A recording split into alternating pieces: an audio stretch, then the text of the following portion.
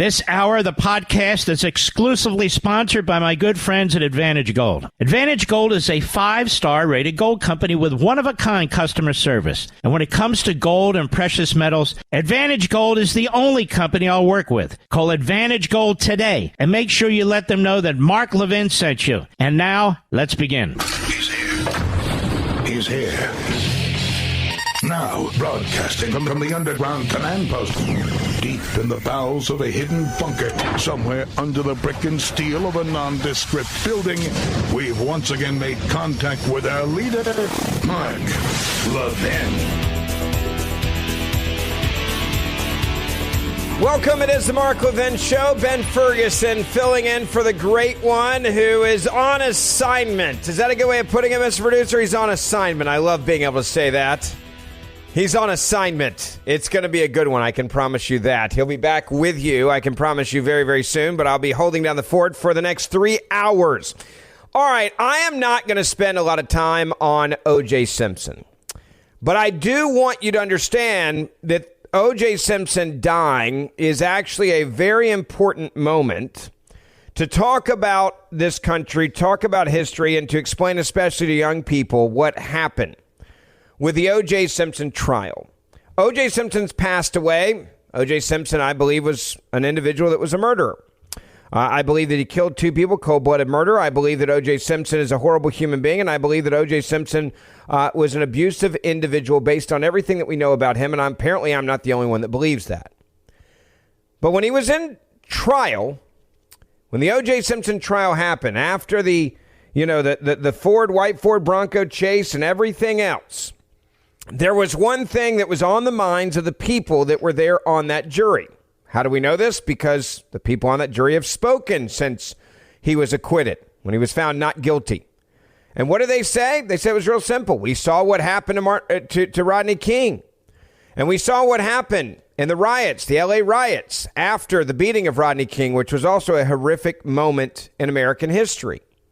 And what the jurors said, and this is what is important that we remember, is the jury said, we weren't deciding if O.J. Simpson was guilty or not guilty. We were deciding how we were going to respond to what happened with Rodney King, and this was payback for Rodney King.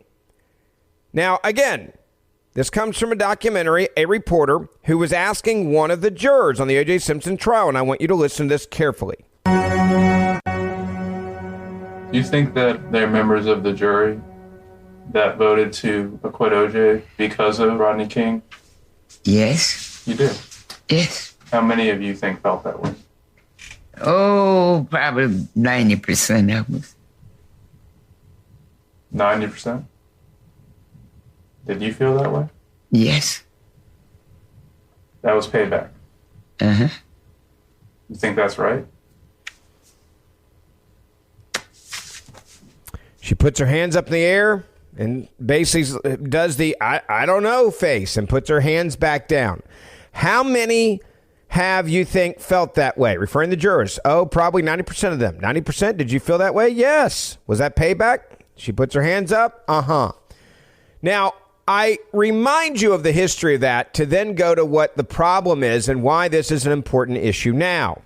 And it concerns me because we have lost our way with our justice system in this country. Right now, there's a lot of things that have come out of that type of mentality about it's time for revenge or it's time to get even or it's payback, right, for things that happened in the past.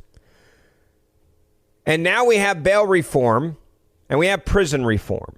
Now, what is bail reform and what is prison reform? It's a fundamental basic statement that has been indoctrinated in young people in high school and in colleges for the last, really, I would say, hardcore 10 years, the last decade, which is this. Our justice system should not lock up African-American men who commit heinous crimes because there's too many African-American men, we believe, in jail, and there needs to be some sort of reparations for what happened in the past in this country. Very much like you just heard from that juror in O.J. Simpson.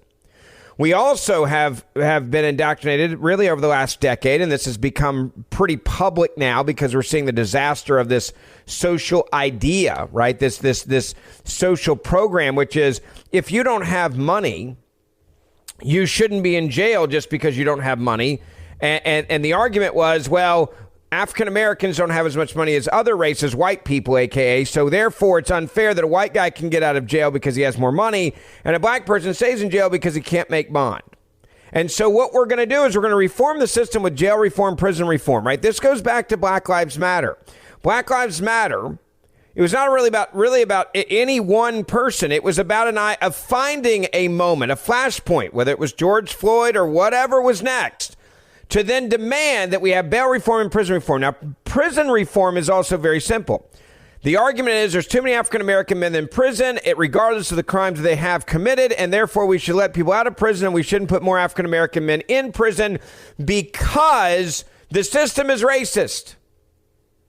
And we've decided the system's racist. You can't debate the system. And so therefore let every African-American man out of jail that we can to basically get revenge. It's no different to get even for what happened. Same thing that we heard with OJ. And then you look at bail reform. Well, what is bail reform? It's a way to make also defund the police a reality. When cities didn't actually, and they weren't able to defund the police. Remember when Minneapolis, St. Paul area, they were going to defund the police? It never actually happened because crime was so out of control. They were like, all right, we can't actually fire all the cops. But what you can do is you can drive them insane where they'll all quit on you, right? It was politically too much for them to chew. The people that wanted to get rid of police officers. And so the best way to actually get rid of police officers is drive them to total insanity and madness. How do you do that? You tell a good human being, a police officer, and I believe the majority of police officers overwhelming are incredible human beings. There are bad cops, yes. There are bad priests. There are bad pastors. There are bad doctors. There's bad people in every profession. But the majority of police officers are good human beings. And what you do is you tell that police officer, hey, go ahead, I dare you. Go out there and arrest this person that just committed this crime. And we're going to let them walk before you finish the paperwork. Go ahead, do it. Risk your life to lock up somebody and watch how fast we put them right back out on the streets without giving them any bail. That's how you defund the police, folks, because then police stop risking their lives. Because what's the point of risking your life if you know that when you risk your life that the person that you just caught and the person you just put in jail is basically laughing in your face like, dude, I'm not going to jail. Like, I got a mugshot, maybe. You might have got a fingerprint, maybe. I'm free. I'm a free man.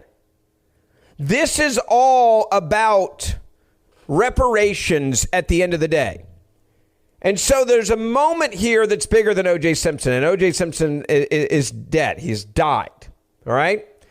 But let me tell you what the left is now saying. And this is what they're teaching kids.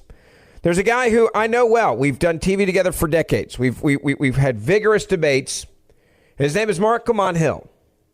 And Mark Lamont Hill said something on Twitter today.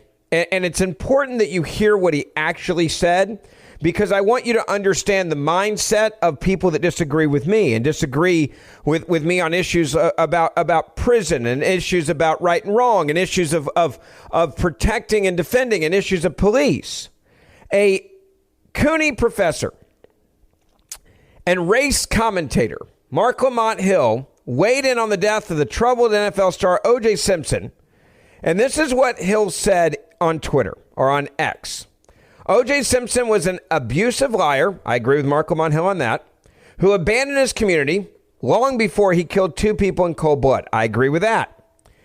His acquittal for murder was the correct and necessary result of a racist criminal legal system. But he's still a monster, not a martyr. So let's just break that down. You're admitting that he was an abusive killer that deserved to go to jail, but more than that, you believe he deserved to get off because of systemic racism. And therefore, it was correct and necessary to let O.J. Simpson live a life of freedom after brutally hacking to death and murdering his ex-wife and her boyfriend / friend at the time. And you're saying it. Now, you're saying he's an abusive liar. This is the problem that we have now in this country. There is no longer right and wrong if you're on the left. And I would say this, by the way, I want you to not be angry at what Mark Lamont Hill is saying. I want you to listen to what he's saying, because I want you to understand how far gone we are in this country when it comes to the basic issue of right and wrong. He is justifying the abuse, the abusive liar, the abandonment of his community. And he said he did that long before he killed 2 people in cold blood. But then he justifies it saying, basically, because of the sins of people in the past in America, because of slave owners, OJ Simpson deserves to walk among us for decades after brutally killing the mother of his children, because it's righting the wrongs of the past in American history. And a necessary, quote, result of a racist criminal legal system. You understand this conversation we're having right now is really not about O.J. Simpson. This conversation right now is about people that are today basically saying, you know what, I'm glad that O.J. Simpson didn't go to prison for killing those 2 people, the mother of his children, because we need to somehow right the wrongs of a time in America where none of us were a part of it, none of us experienced it, and because there were people in America's history that are racist, therefore we should have anarchy, chaos among us at the hands of minorities to basically get even for things that happened in the past. This is bail reform, folks. This is prison reform. This is what the left has brought into America and normalized. They are now normalizing, decades later, the cold-blooded murder of the mother of O.J. Simpson's children, saying, but it was a necessary evil for us to let him go to get revenge for racism in the past and to get revenge for another horrific moment, the Rodney King beating. And we're going to get revenge for that by saying, all right, well, this is payback. This is payback. Listen to the juror again. Do you think that they're members of the jury that voted to acquit OJ because of Rodney King? Yes. You do? Yes. How many of you think felt that way? Oh, probably 90% of us. 90%? Did you feel that way? Yes. Did you feel that way? Yes. Even on CNN today, I'm going to play this for you coming up in a moment. They said the same thing. And why is it that the media is saying this basically? Well, hey, look, this is a moment for everybody to remember. Look, if you're African American, you go out there and you kill somebody, we kind of think and believe that you should maybe be able to get off for this because of the wrongs of the past in this country. Hey, if you're a police officer and you go out there and risk your life to lock up somebody that killed somebody, hey, maybe we should just let that person go and make you go crazy so we have lawlessness in our communities. I go back to the core thing about Black Lives Matter. The majority of African-American men in this country that are killed by African-American men. How is that protecting black lives? If Black Lives Matter, why are you letting killers out in the name of reparations for something that happened in the past that has nothing to do with the present? And why are we letting out people from jail and prison? Now, this also goes back, I want to connect this to one other issue, and we're going to talk about this, the border. You understand this lawlessness. Once you have lawlessness, it explodes in all areas of this country.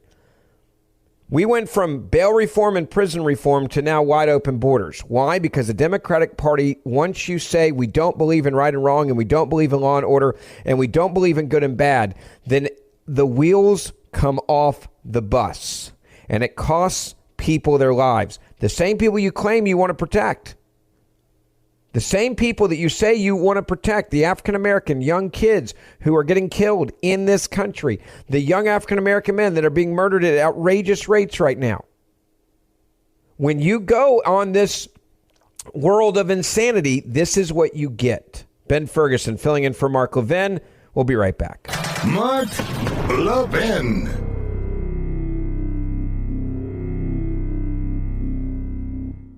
Our once mighty dollar is under siege from runaway inflation. For those still working, your paychecks buy less while costs for gas, food, cars, utilities skyrocket thanks to inflation. That's why I'm urging all my listeners to register for the upcoming Gold and Silver Summit hosted by our friends at Advantage Gold. It's a fantastic seminar. They'll teach you how to take steps to help guard your wealth from inflation using asset diversification into physical precious metals. Gold and silver hold intrinsic value that should remain untouched by government manipulation. Folks, don't wait for the Fed's reckless policies to completely devalue the dollar and steal your life savings. Call now while free registration is open. I'm telling you, this is a fantastic seminar. Call 800-900-8000 right now. The Gold and Silver Summit could provide the vital insights we need to protect our families. 800-900-8000. Tell them Mark Levin sent you. Performance may vary. Past performance is not indicative of future results. Always consult your financial and tax professionals.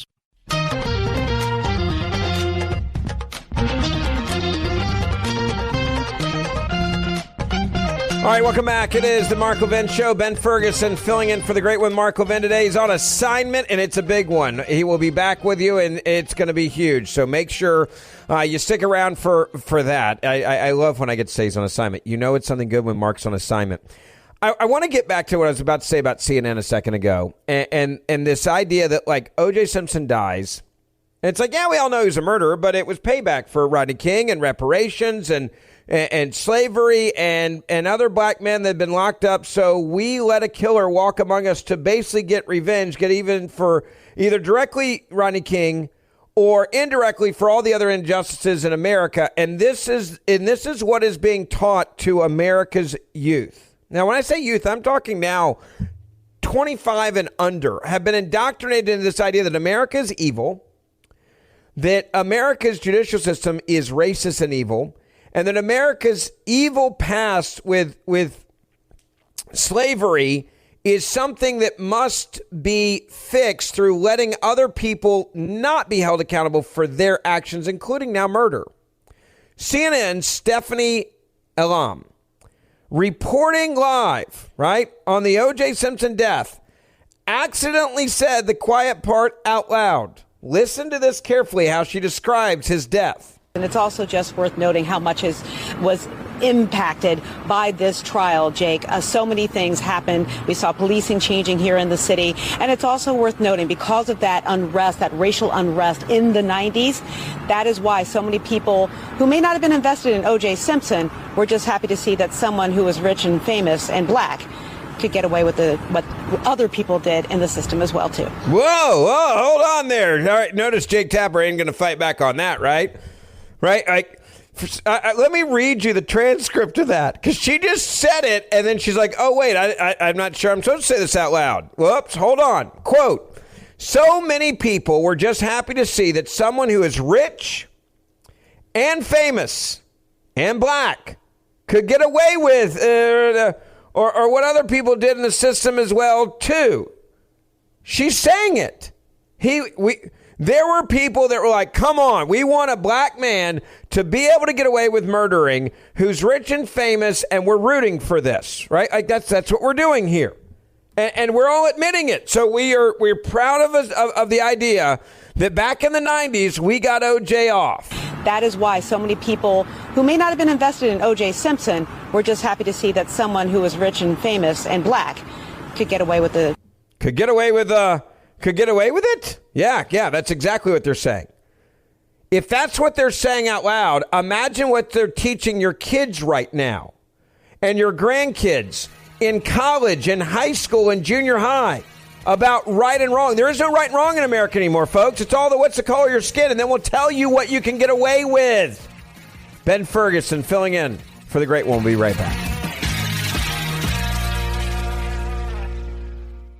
Attention, fellow Americans. Mark Levin here with a warning and a solution. I feel like our country's being destroyed by out-of-control spending and debt thanks to Biden and the American Marxists. And your hard-earned savings and retirement could be at risk from their socialist schemes. That's why you should consider Advantage Gold, the best of the best, a U.S.-based company that specializes in helping everyday Americans protect their wealth. They have a simple solution to help you even potentially grow your wealth despite the attacks from Washington. I urge you to register for their upcoming Gold and Silver Summit. It's fabulous. A free online event where you'll learn tips to help safeguard your finances by diversifying into physical precious metals. Call 800-900-8000. Call them right now to sign up securely for this pivotal summit. It is crucial. Tell them Mark Levin sent you for a special bonus. Call 800-900-8000 right now. Performance may vary. Past performance is not necessarily indicative of future results. You should always consult your financial and tax professional. Some people talk about the Tea Party. We are the Tea Party. Call in now. 877-381-3811. Welcome back. It is the Mark Levin Show. Ben Ferguson with you. I do want to get some of your phone calls in here. 1-877-381-3811.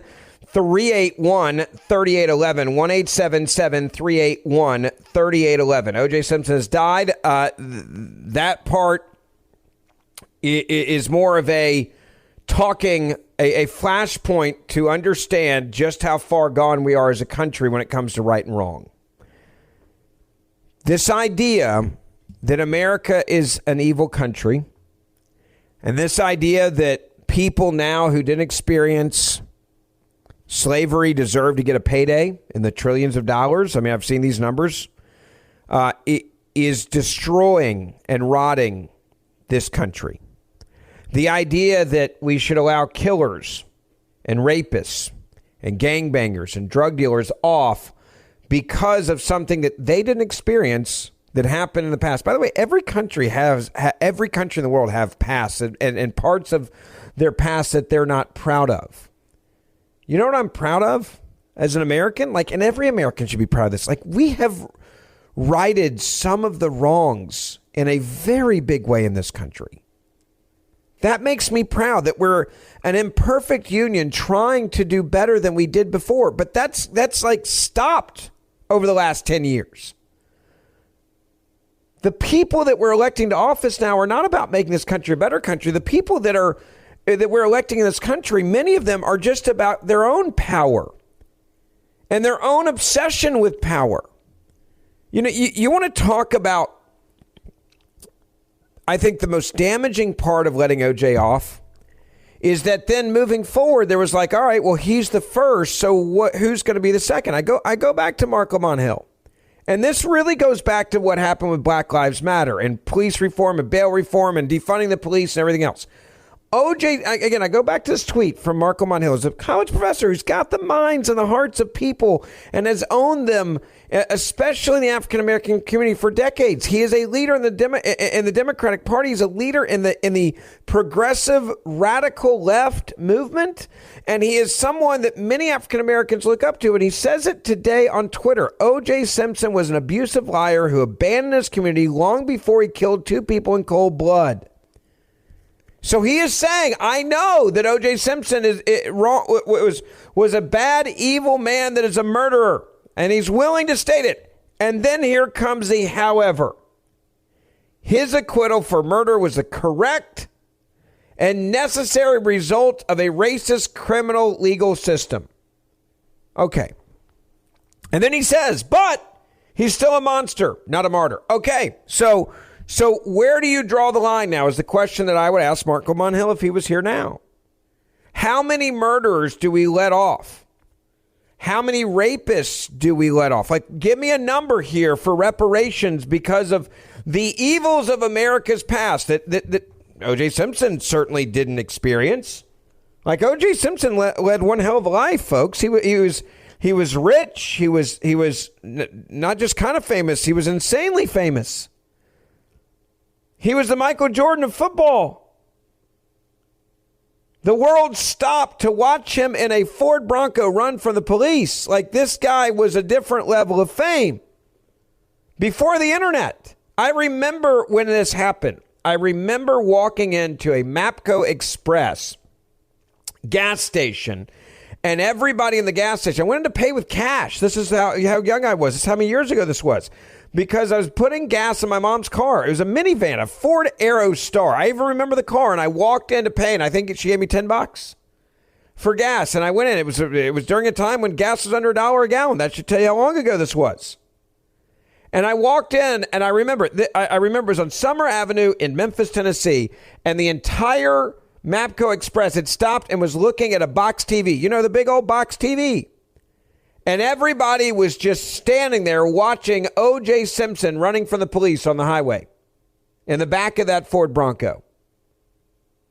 And there were people in there that were cheering for OJ Simpson. They were cheering for O.J. Simpson because he was famous. He's this Hall of Famer. He's this famous football player. He's a Heisman. And I didn't know who O.J. Simpson was before that moment, but I will never forget when I learned who he was. And there were people that were rooting for him because it was like a moment of like, oh yeah, I'm behind him because he's African American and there's things in the past. And then the narrative started, and now look at where we are. So how many? Is my question. How many murderers do you want to let out that are African American to right all the wrongs of America's history? And for that matter, how many murders around the world are we going to let out? I mean, if we're going to fix this thing the way that the left wants to fix it, the way the Marxists and the socialists and the communists want to fix it, their definition of righting the wrong is letting out people of a certain skin color only for heinous crimes and saying that this is a necessary result of a racist criminal legal system, which brings me back to Black Lives Matter. That's exactly what the Black Lives Matter movement is. Hey, we know there's people that do bad things, and when they do bad things, we want to look at their skin color and we want to let enough of them off to get even for the bad things that happen to people that have the same skin color that they didn't know in times in the past. So let's just settle the score for atrocities or events that we never experienced personally. And that is the Democratic Party now. Black Lives Matter was never about Black Lives Matter. Black Lives Matter was about getting even. Right? We're going to burn down cities to get even. We're going to burn down churches. We're going to burn down black-owned businesses. I still don't know how the hell that helped Black Lives Matter. That's the part that I didn't understand. Why would you burn down your own community? We're going to burn down the Wendy's. We're going to, we complain about there being food desert and high crime, high poverty areas, but we'll burn down the grocery store and the Quickie Mart. Right, we'll burn down the places that we do have that have food. I've never understood that. Hey, we need places and businesses that can grow a community, but we're going to burn down the AutoZone or the Advanced Auto Parts. We're going to loot African-American clothing stores and steal the sneakers, right, in the name of Black Lives Matter, because what we're saying is it's okay for you to be lawless in your communities to get even for the past. That is exactly what a top African-American professor is telling the African-American community today. It is okay if a percentage of you commit crimes because of something you never were a part of. And then they'll look at you and they'll say, hey, he's a monster because he murdered people, right? But he should have gotten away with it because of racism, right? That's what he's saying, right? You believe that he should be acquitted and that his acquittal was correct and necessary because of something that you heard or read about in America's history.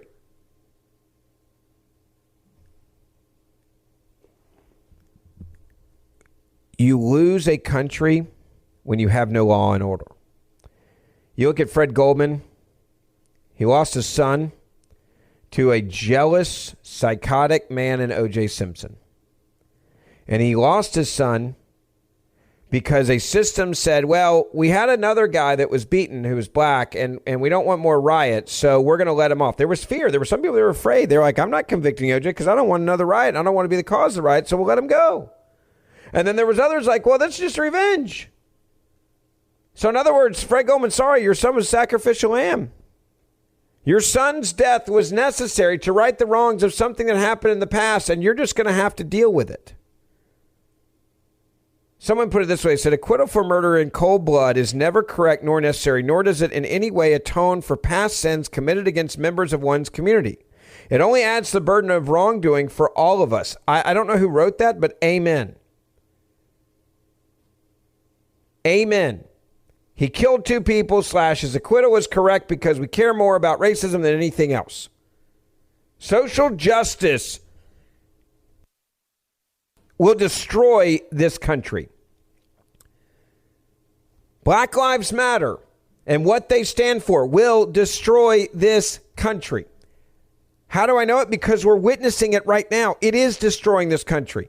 Let me go back 3 years ago to play you something. 3 years ago, there was an African-American woman who was in, Mr. Producer, I can't, was it Minneapolis? Where was it where she was?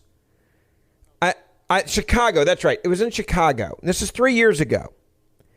And she was talking about what was happening in her community with the Black Lives Matter movement.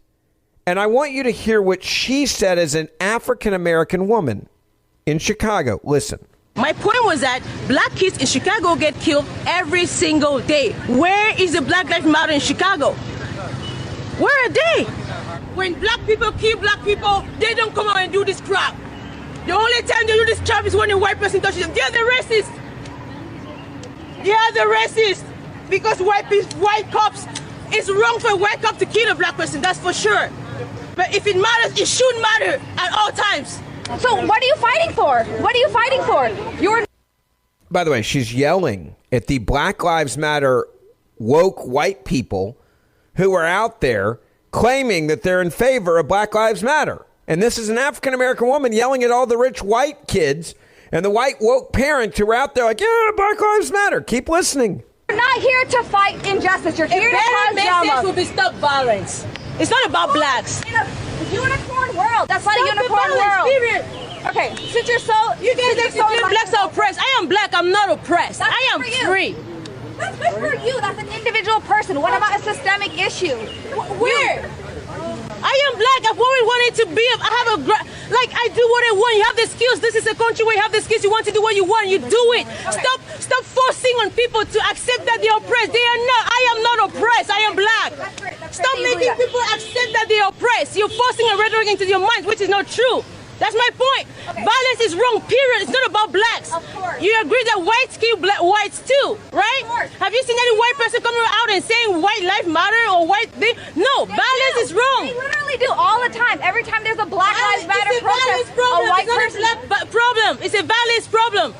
The blacks kill blacks in black neighborhoods every single day. I've never seen a Black Lives Matter in those neighborhoods. Never.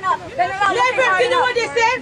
When a black person kills a black in a black neighborhood, they come out and they say, when the police comes, do you know what they tell the police?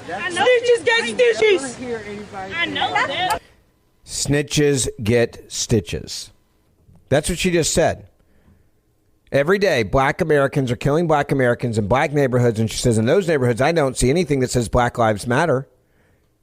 Yet you guys show up here because you've been indoctrinated at the university level by these university professors to believe that we are going to fundamentally change this country because you've been indoctrinated to believe that America is evil, and therefore the only way to fix the evil in this country is to let people like OJ Simpson or other black men who are killing other black men out of jail for heinous crimes against society. And when you have a lawless society, this is what you get.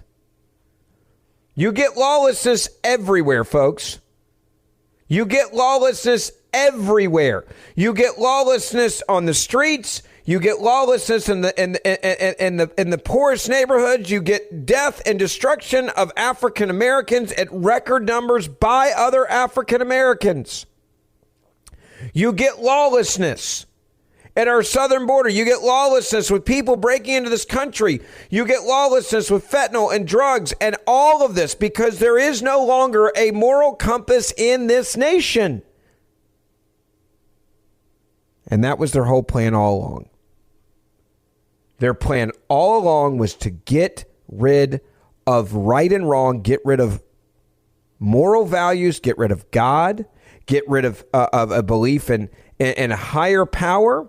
Everybody becomes their own God. Everybody becomes their own value set. Everybody's offended by everything. You find your own truth, right? That's this liberal, woke ideology, and it's destroying this country to the point where we now have the leaders of the African American community saying on a day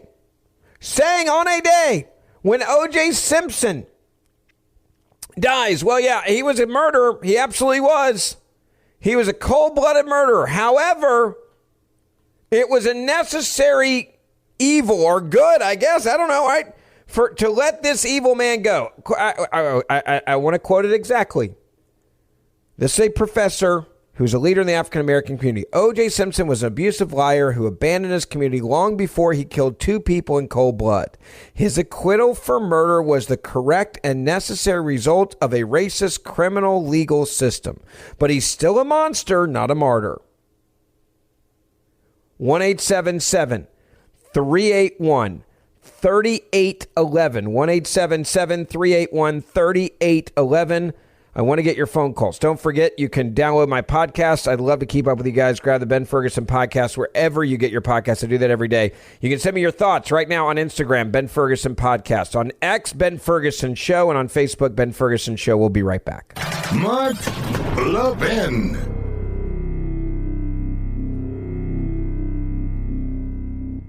My fellow Americans, we're living in very perilous economic times. Washington seems determined to bankrupt our nation with endless stimulus spending. As they devalue our dollar, hard-working Americans like you could lose everything. That's why I urge you strongly, register for the upcoming Gold and Silver Summit hosted by our friends at Advantage Gold. They'll teach you how to help guard your wealth using asset diversification into physical precious metals. Gold and silver can offer a defense against the dollar's devaluation, and the experts at Advantage Gold will explain how you can convert some of your savings into precious metals that can protect and potentially grow your wealth. With currency debasement from Washington and global uncertainty on the rise, gold and silver diversification can offer you some stability. Call 800-900-8000 right now to sign up. 800-900-8000 now. Tell them Mark Levin sent you. Performance may vary. Past performance is not necessarily indicative of future results. You should always consult your financial and tax professional.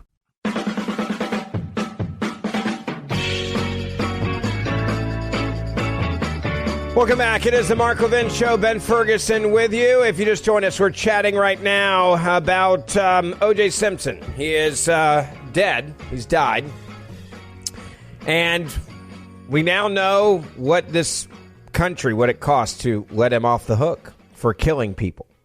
In the words of a African-American professor, a prominent member of the African-American community, Marco Monhill, O.J. Simpson was an abusive liar who abandoned his community long before he killed 2 people in cold blood. His acquittal for murder was the correct and necessary result of a racist criminal legal system, but he's still a monster, not a martyr. There's their takeaway. So in other words, it was right to let him off the hook, even though we knew he murdered the mother of his children, because that's just now what we do. Pat, line 2, welcome. You're on the Mark Levin Show. Ben Ferguson with you. Hi. Hi, Ben. How are you? Good, sir. How are you? I'm a fan. Good. I'm a fan of Mark Lamont Hill from his days at Temple University and writing for the Philadelphia Daily News. So I'm familiar with his work.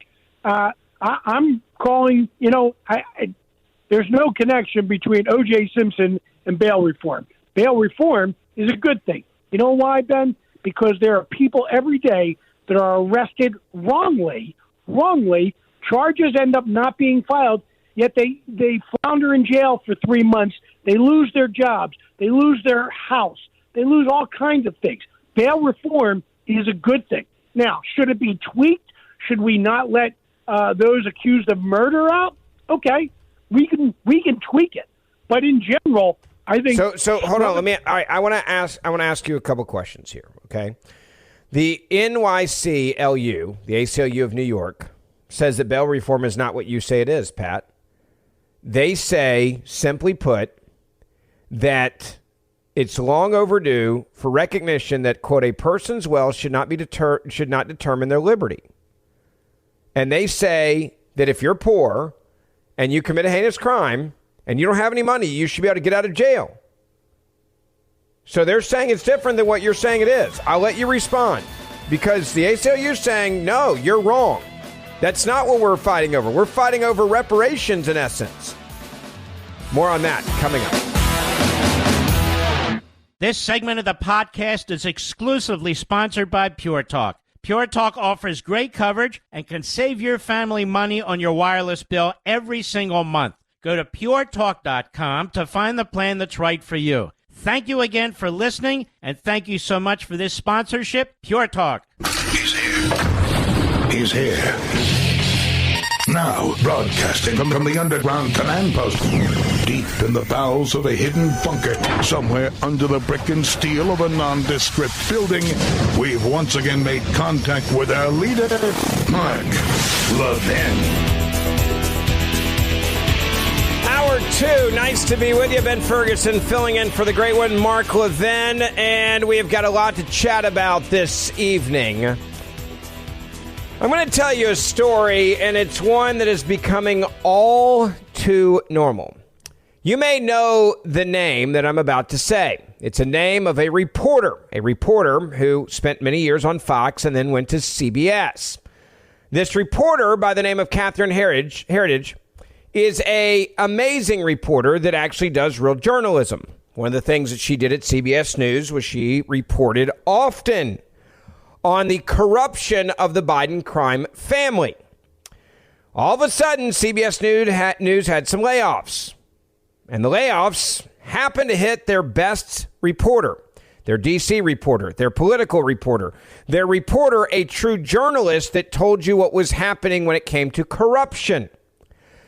Well, after she got, quote, laid off, because that's how you make it seem like there's nothing nefarious going on, she has now testified that CBS News not only locked her out of the building, but CBS News also seized all of her files and said that she was working with sources, which they then had control of, who they were, to expose government corruption. I want to play for you what she had to say. And I go back to what I was saying about Catherine a moment ago. Catherine is a journalist. She's a journalist that is not pushing a narrative. She is a journalist that pushes the facts. And she was exposing the truth on the Biden crime family, Hunter Biden and the lies of the Biden crime family, and just how involved Joe Biden was with the family's business corruption. This is the first time that she's been able to speak publicly since she was locked out of the building at CBS News. Since all of her files were seized by at CBS News. I'm sorry, this is what communists do, right? This is what Marxists do. This is what socialists do. This is what they would do when they're spying on you in other countries like Russia or Venezuela or Cuba. And CBS News did it to their own journalists in the United States of America because apparently she was exposing government corruption on the people that you're not supposed to expose it on, right? Democrats, hardcore liberals. And the president of the United States of America. Listen to what she had to say today. As you know, in February, I was held in contempt of court for refusing to disclose my confidential sources on a national security story. I think my current situation can help put the importance of the Press Act into context. One of our children recently asked me if I would go to jail, if we would lose our house, and if we would lose our family savings to protect my reporting sources. I wanted to answer that in this United States, where we say we value democracy and the role of a vibrant and free press, that it was impossible, but I could not offer that assurance. The Bipartisan Press Act, which came out of this House committee, would put an end to the sort of legal jeopardy that I have experienced firsthand in the federal courts. And without the legislation, more journalists will run the uncertainty of the contempt gauntlet in the future. This legislation will provide protections for every working journalist in the United States, now and for the next generation. The legislation provides strong protections at the federal level for reporters and their sources. It would block litigants and federal government from prying into a reporter's files, except when there's an imminent threat of violence, including terrorism and in defamation cases. At the state level, similar rules are already in place to protect press freedom. It is my sincere hope that the passage of the Press Act will provide similar protections at the federal level. I hope that I am the last journalist who has to spend 2 years in the federal courts fighting to protect my confidential sources. My current situation arises from a Privacy Act lawsuit. I am only a witness in the case. It is not common for these cases to reach the stage of holding a reporter in contempt, but when such cases happen, they have profound consequences, impacting every journalist in the United States. Forcing a reporter to disclose confidential sources would have a crippling effect on investigative journalism, because without reliable assurances of confidentiality, sources will not come forward. The First Amendment provides protections for the press because an informed electorate is at the foundation of our democracy. If confidential forces are not protected, I fear investigative journalism is dead. Each day, I feel the weight of that responsibility. As you know, I was held in contempt of court for upholding the basic journalistic principle of maintaining the pledge of confidentiality to my sources. I have complete respect for the federal court and the judicial process, and I'm not here to litigate the case. It will play out before the appellate court in Washington, D.C. But the fact that I have been fighting in the courts for 2 years and that I am now facing potentially crippling fines of $800 a day to protect my reporting sources underscores the vital importance of the Press Act. I want to just pause there, and I want you to think about what this reporter, who's now, again, trying to protect her sources, exposing government corruption, being locked out of her own office by CBS News and having her reporting files seized, and now having the threat of financial ruin at $800 a day, being held in contempt for refusing to give up her sources, which is her right to do in a free press in America.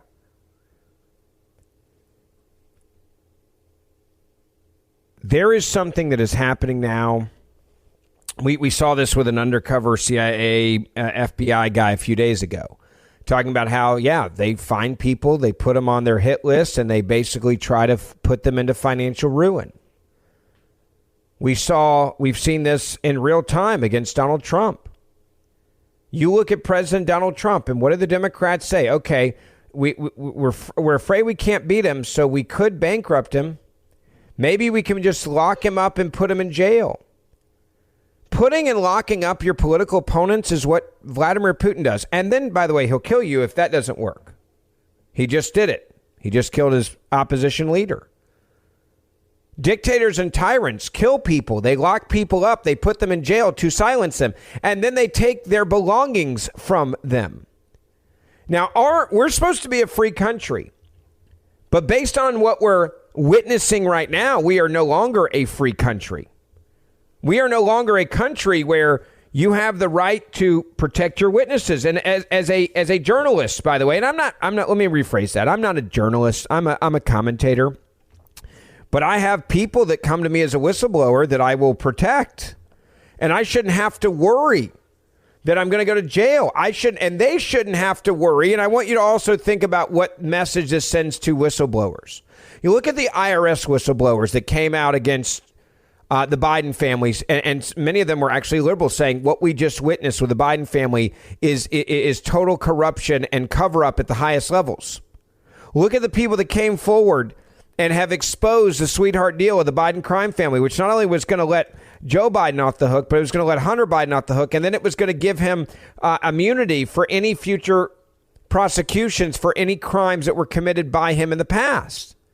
That deal fell apart because it was exposed, and there was a judge that was at least honest enough to say this is insane, and no, this is not a deal that I will accept from the federal government.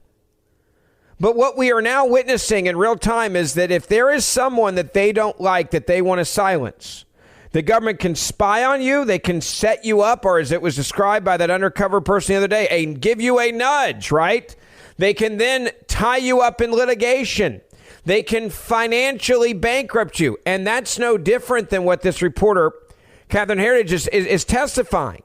She's saying, I was protecting my confidential sources, and now they're holding me in contempt. And now they're saying, because I was exposing and had multiple sources that said they were concerned that by working with me to expose government corruption and misconduct, they would be identified and exposed. They're also sending a message. Well, hey, don't take the risk, sources, because eventually we'll get to you too, because we're going to get to the reporter. There's a lot of reporters out there that would not stand by this hardcore like Catherine has done to protect their witnesses. There's a lot of reporters that wouldn't have the cojones and to stand up to a corrupt government system. But the message now is clear, and why I wanted you to hear what Catherine just had to say is that in America today, the message that's being sent now by federal prosecutors who are holding her in contempt, who are going to be charging her $800 a day, is that if you are another reporter out there, you better pay attention, right? If you're a conservative out there, it's so different what they're doing with Donald Trump, you better pay attention. How many people can withstand what Donald Trump has gone through? I mean, luckily, Donald Trump is a man that has money. Could I withstand what he's gone through financially? No, I would be in ruins a lot faster. And he was almost in financial ruins, and they were trying to do it, and they're still trying to do it, right? But the message they're sending is clear. Okay, maybe Catherine can stand up to us, but you can't, little reporter in Washington, D.C., or a little reporter in Paducah, Kentucky, or a little reporter in Memphis, Tennessee, or a little reporter in San Antonio, Texas, or somewhere on the border that's going to expose government corruption at the border.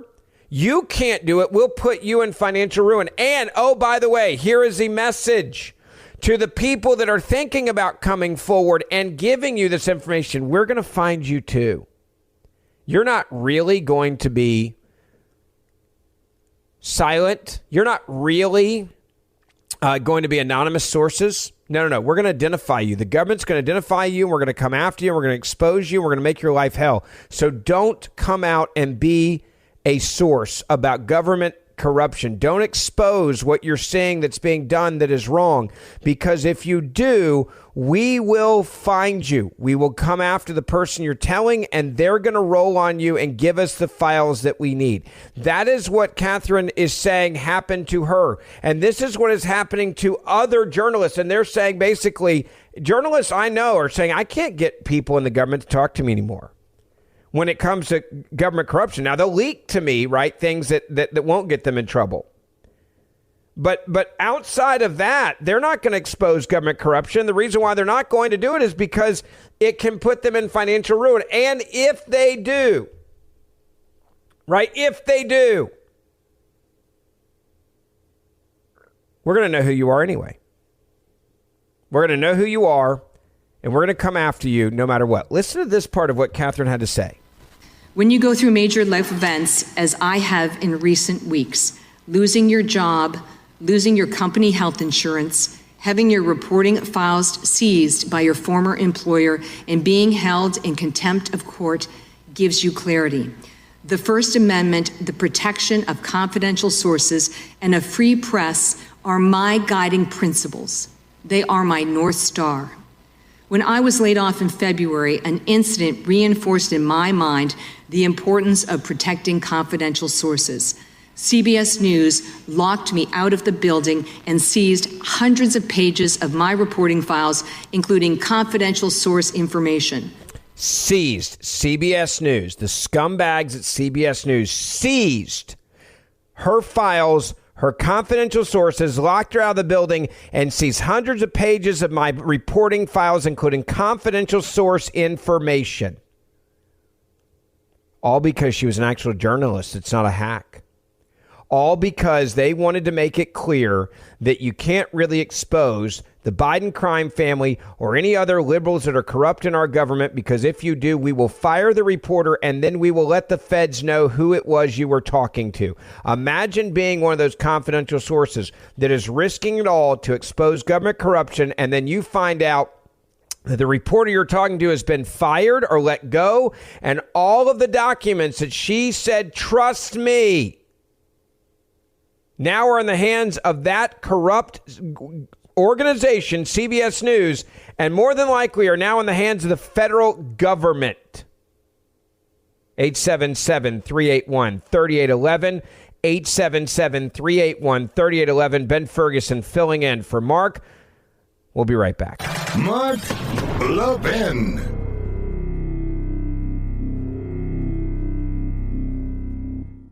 Nowadays, $20 barely gets you a burger and fries, or maybe a quarter tank of gasoline. You know what it will get you, though? For just $20 a month, you can get unlimited talk, text, and plenty of 5G data from my cell phone company, Pure Talk. You'll get the same quality of service as AT&T, Verizon, or T-Mobile, but for half the cost. The average family saves almost $1,000 a year, all with no contracts and no activation fees. You can trade your phone or get great deals on the latest iPhones and Androids. Make the switch today and save an additional 50% off your first month. Choose a wireless company that shares our values, that supports our military and veterans, that creates American jobs, and refuses to advertise on fake news networks. Instead, they're right here with us. Just go to puretalk.com/Levin, puretalk.com/Levin, and make the switch right now so you can actually afford that burger and fries. That's puretalk.com/Levin. Levin.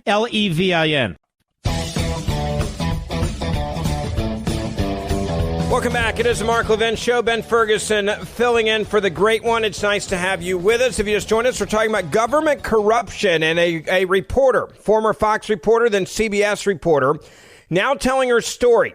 Catherine Herridge saying that CBS News locked her out of the building, seized all of her files, says she was working with sources to expose government corruption.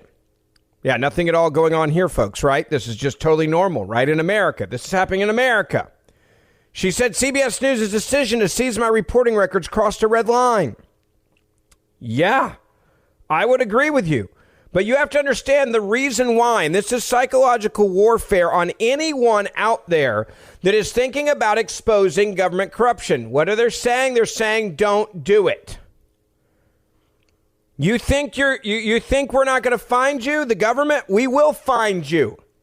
And if you think that your reporter is going to stand by after we come after them with contempt of court charges, you're wrong, because Catherine Herridge, as she describes it, it's going to cost her $800 a day to fight. Listen. But the fact that I have been fighting in the courts for 2 years and that I am now facing potentially crippling fines of $800 a day to protect my reporting sources underscores the vital importance of the Press Act. When you go through major life events, as I have in recent weeks, losing your job, losing your company health insurance, having your reporting files seized by your former employer, and being held in contempt of court gives you clarity. The First Amendment, the protection of confidential sources, and a free press are my guiding principles. They are my North Star. When I was laid off in February, an incident reinforced in my mind the importance of protecting confidential sources. CBS News locked me out of the building and seized hundreds of pages of my reporting files, including confidential source information. Multiple sources said they were concerned that by working with me to expose government corruption and misconduct, they would be identified and exposed. I pushed back, and with the public support of my union, SAG-AFTRA, the records were returned. CBS News' decision to seize my reporting records crossed a red line that I believe should never be crossed again by any media organization in the future. You think? Absolutely. Absolutely. And she's not done. I'll have the rest of it coming up on the Mark Levin Show. Ben Ferguson with you. Don't go away. Nowadays, $20 barely gets you a burger and fries, or maybe a quarter tank of gasoline. You know what it will get you, though? For just $20 a month, you can get unlimited talk, text, and plenty of 5G data from my cell phone company, Pure Talk. You'll get the same quality of service as AT&T, Verizon, or T-Mobile, but for half the cost. The average family saves almost $1,000 a year, all with no contracts and no activation fees. You can trade your phone or get great deals on the latest iPhones and Androids. Make the switch today and save an additional 50% off your first month. Choose a wireless company that shares our values, that supports our military and veterans, that creates American jobs, and refuses to advertise on fake news networks. Instead, they're right here with us. Just go to puretalk.com/Levin, puretalk.com/Levin, and make the switch right now so you can actually afford that burger and fries. That's puretalk.com/Levin, Levin. Mark Levin, the research arm of conservative media. Call in now, 877-381-3811. Welcome back. It is the Mark Levin Show. Ben Ferguson filling in for the great one. And if you just joined us, we are now learning about the firing, losing her job, Catherine Herridge at CBS News. And what happened? Well, there's a clear message now. Not only if you're a confidential source and we want to find out who you are, we'll just go after the reporter and force them into submission. Now she is facing fines of $800 a day for contempt of court charges against her for not giving up her sources. But now we found out what happened with CBS News. We now know the Communist Broadcasting Network, CBS News, locked her out of the building, seized all of her files, and said that she was working with sources to expose government corruption. Much of that corruption was the Biden crime family. CBS News' decision to seize my reporting records crossed a red line, she said, that she believes should never be crossed by any media organization. But guess what? Now, if you're a confidential source, are you going to take the risk? And listen to the last thing she says. The litigation and being held in contempt have taken a toll on me and my career. This is not a battle you can fight alone. I am grateful for the support of fellow journalists and multiple First Amendment organizations, including the Reporters Committee for Press Freedom, the Freedom of the Press Foundation, the Coalition for Women in Journalism, the Knight First Amendment Institute, the Society of Professional Journalists, as well as the Columbia Journalism School, of which I am a graduate. I have also been fortunate to have the support from my former employer as I continue to fight this case. Not many journalists could count on a former employer, in this case Fox News, to support a costly and vigorous defense of the First Amendment. That is why the Press Act comes at the right time when independent journalism and news platforms are expanding opportunities for reporting diverse voices that strengthen our democracy. I know I join many journalists who are encouraged by the recent comments of the Senate Majority Leader Chuck Schumer, who said he hopes to have the legislation through the Senate and on the president's desk this year. I deeply appreciate the committee's commitment to this legislation and holding this public hearing. You look at what she's done, and I want to be clear, this woman is amazing. But how many other journalists don't have what she has? A former employer and Fox News Channel that will stand by you in this case that she's involved in now that could bankrupt her. And how many journalists don't have all those organizations, including journalism schools, that will stand behind you because you've been such a rockstar reporter for decades? And then, what reporter out there now is going to ever trust CBS News ever again? I think what we now know, and I think it's pretty clear, is that Catherine Herridge is an individual that was brave enough to do her job the right way. But if you're at CBS News now, are you going to be as brave as her? No, because CBS News sent a very clear message. We don't do journalism here. We do propaganda here. We are a machine of the state. CBS News is state media. Who's ever in charge on the left and the government, that's what we report on. That's who we report to. CBS News doesn't do journalism. Journalism is, and I've been saying this for a long time, and people say to me, oh, show me proof that there is biased media, right? That there's a biased media out there. We want to see the proof of that. Show me the proof. Here's the proof, folks. Another example 9,553 in the last year of bias in the media. This is the bias in the media. This is what happens when it comes to bias in the media. And what CBS News has said is, hey, we work for the Democratic Party. We are state media of the Biden. And if you call us and you tell us that we've got a reporter that we need to get rid of, we'll get rid of them. And if you need their files to find out who's leaking and who's talking inside the government, we'll get those for you too. That is CBS News. Seizing her files? This is something that would have been unimaginable 5 years ago. But when Donald Trump broke Washington, and when he broke the media in 2016, these are the repercussions for that. Okay? These are the repercussions for exactly that. This is the fallout of Joe Biden, or I should say of Donald Trump, winning in 16.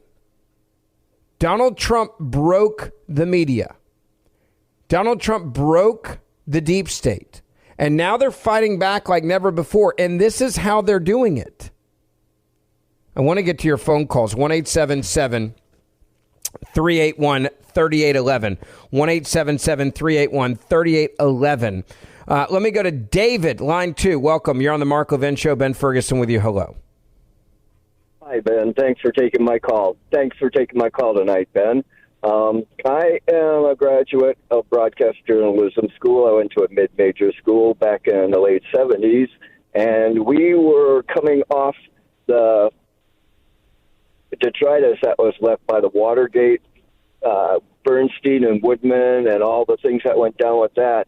And in our campus TV broadcast news station, we always had a news director who was very adamant about us always protecting our sources, but also one thing that he said constantly, keep your notes with you. Don't ever leave your notes sitting around. And if it's sensitive information, take it home with you and lock it in some place where nobody's ever going to find it.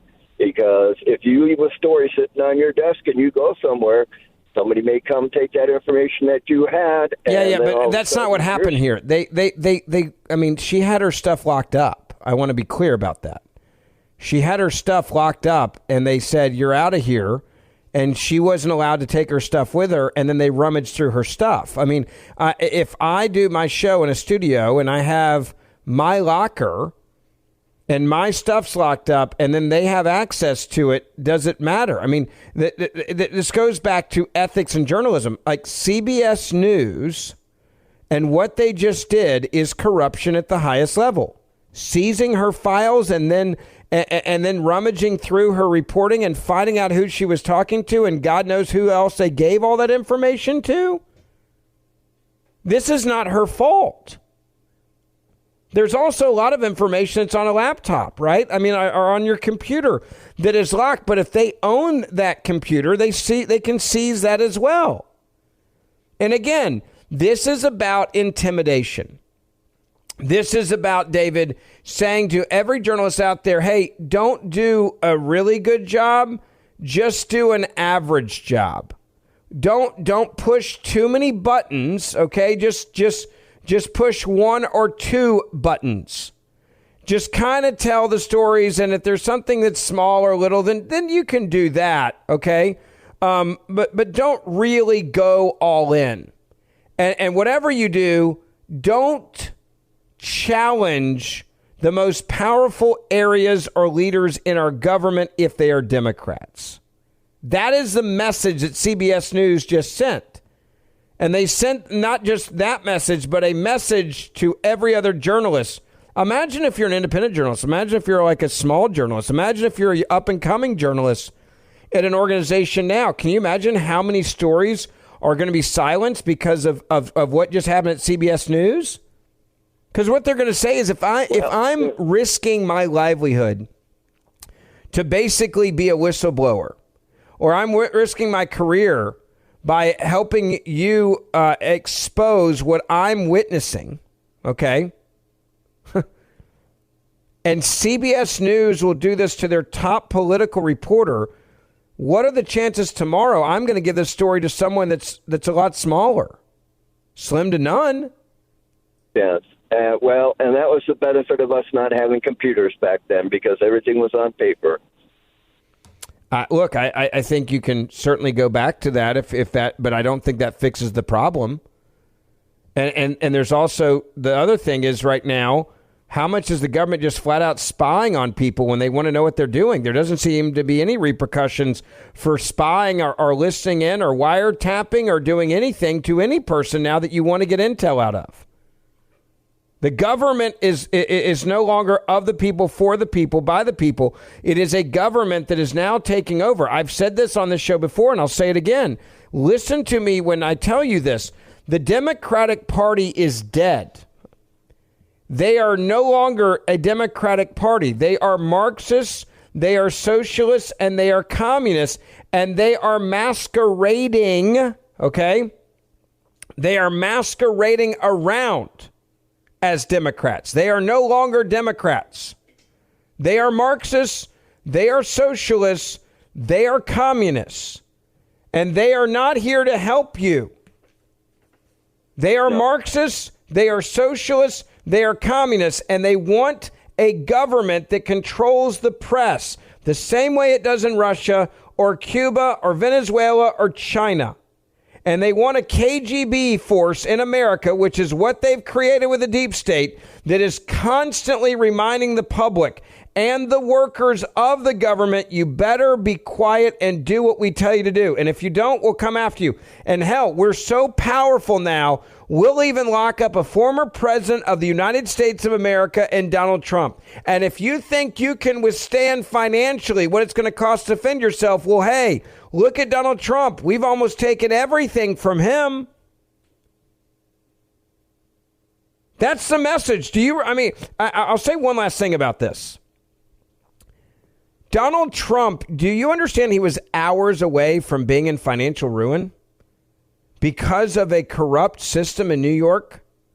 He was literally hours away from having his property seized from him.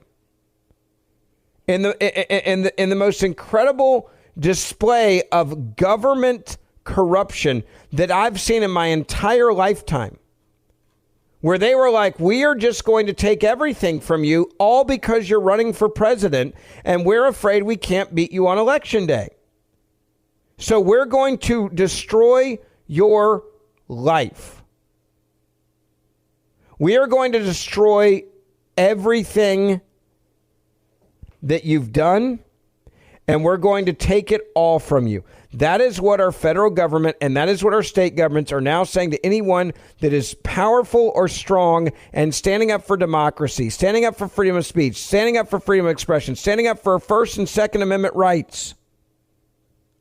And if you're a journalist and you get a phone call and it's from somebody high up in our government that says, I need to tell you about corruption and I need to know that you're going to protect me no matter what, the days of Woodward and Bernstein are over. They will seize your files and the government will come in and they will find out who you are and then they will come after you and they may even lock you up. And oh, by the way, journalists, will cost you $800 a day in contempt if you don't give us what we tell you, which is give us your source. And then we'll maybe get you fired or, quote, laid off. 1-877-381-3811. Ben Ferguson filling in for the great one, Mark Levin. Send me your comments on social media, on Facebook, Twitter, Instagram, Ben Ferguson Show, Ben Ferguson Podcast. Make sure you grab my podcast as well. I do every day. I'd love for you to keep up with me there. Download the Ben Ferguson Podcast as well. We'll be right back. Mark Levin.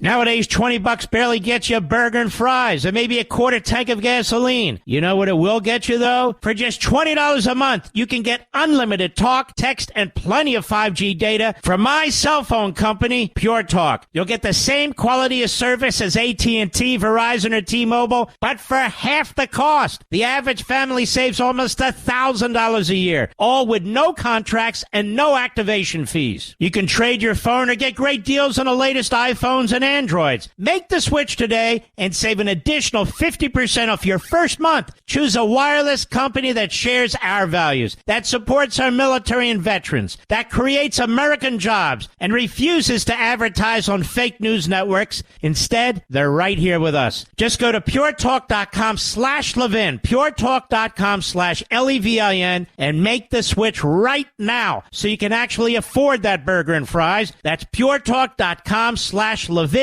Levin. Welcome back. It is the Mark Levin Show. Ben Ferguson filling in for the great one. If you just joined us, I want to get some of your phone calls in here. Talking about this new shock from Catherine Herridge, who's saying not only were her files seized, but now she's being held in contempt of court. It's $800 a day. And her confidential sources were rummaged through by CBS News when they locked her out of the building. It is hard for me to get my head around the fact this is happening in the United States of America. And yet here we are, and it's happening. 1-877-381-3811, 1-877-381-3811. Let's get to some of your phone calls in here on this and see what you think. Let me go to Bob on line 6 in Virginia. Welcome. You're on the Mark Levin Show. Ben Ferguson with you. Hello. Ben, I need to tell you something. FBI, it's their job to do this. Now, the director of the FBI he comes off as a man of integrity, and it's their job. CBS committed a constitutional crime, and it's the government's job, specifically the FBI's job, to look into this and take control. They won't, because she was exposing corruption in government. Listen, it's their job. It's their job, period. It's also their job, though, to get rid of corrupt politicians.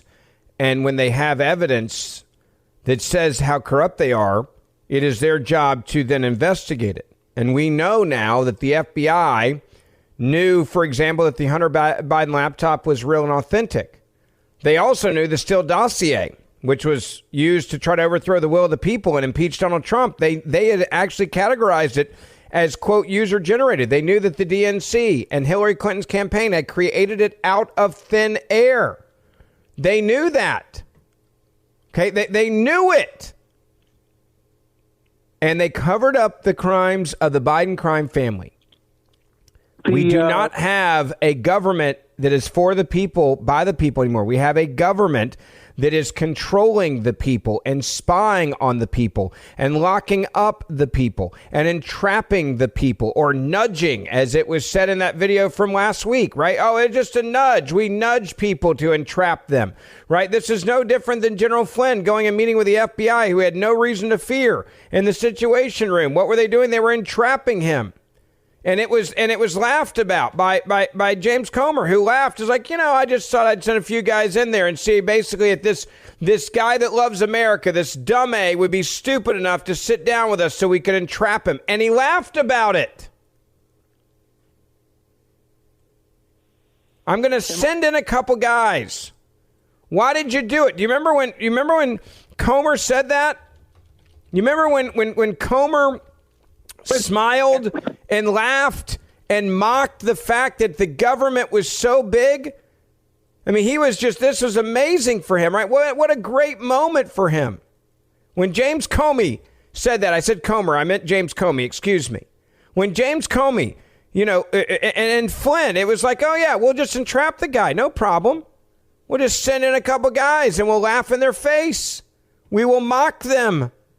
And then we'll lock him up, and then we'll get him to roll on Trump, because surely he's got something on Trump. Surely and Flynn had no reason to believe he needed a lawyer, and no reason why he shouldn't help sit down and talk to the FBI in the Situation Room. He thought they were on the same team. Ha ha. Joke's on you, right? Joke's on you. Ben Ferguson filling in for the great one, Mark Levin. Much more coming up.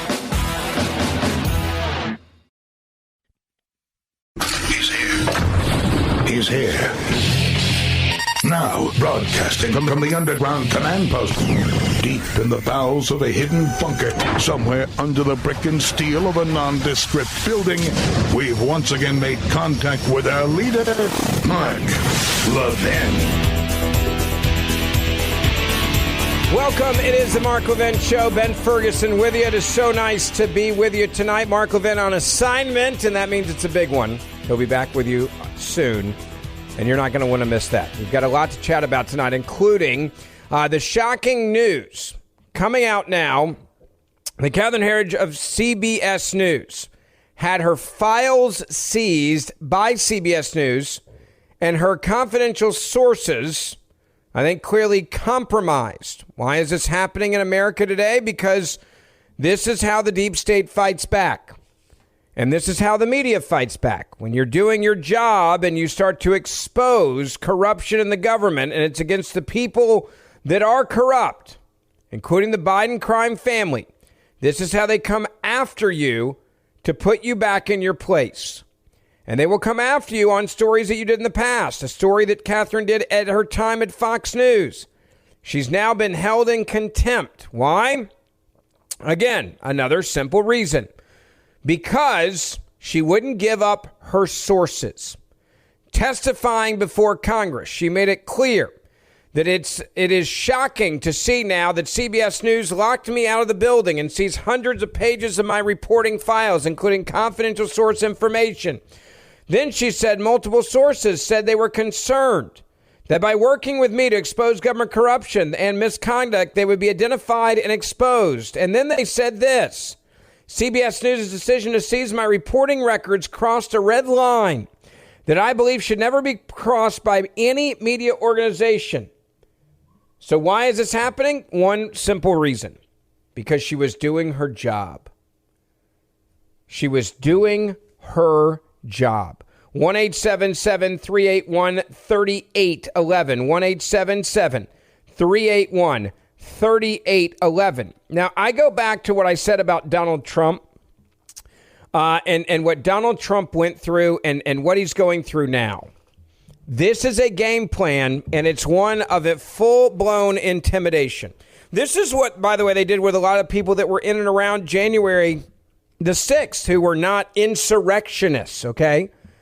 There was people, I could watch them and see them on video that crossed the line. There were people that attacked law enforcement on January the 6th, and they should be held accountable for what they did. They should be held accountable.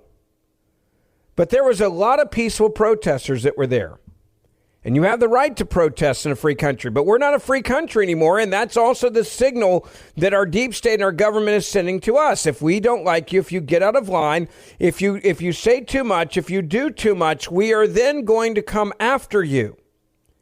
Let me give you another example of the corruption that I'm talking about. It has nothing to do with Catherine and CBS News or even Donald Trump. But did you see what Vice President Kamala Harris said about the new ATF rule forcing background checks on private gun sales? Did you see this? She's excited because this is another example of the deep state. This is another example of government total control. Listen to what she said at the White House office. Hey, everybody. So as the head of the White House Office of Gun Violence Prevention, I'm very excited to tell you that as of today, we are closing the gun show loophole. Basically, we are requiring that anybody who sells guns as a dealer has to do background checks. And what we know is this is going to save lives. So it's an important step forward. We got more to do. We need to pass an assault weapons ban. We need red flag laws and universal background checks. But good news to report today. Take care. Good news to report today. By the way, I'm one of those that's warned about the slippery slope. You know, the slippery slope where you give an inch and they'll take a mile. You notice how fast the slippery slope there became reality. Like, hey, wait, just want to let you know, as the woman who's taking away America's guns, we're getting even better at this. We're getting closer to accomplishing this. We are excited with this new ATF rule forcing background checks on private gun sales. So I'm very excited to tell you that as of today, we are closing the gun show loophole, as she describes it. And then says, don't worry, now what's next, right? Slippery slope. We're going to go after those assault rifles. That's what we're going to do next. Hey, we're so excited to tell you these assault rifles, they're coming next, folks. We're coming for you.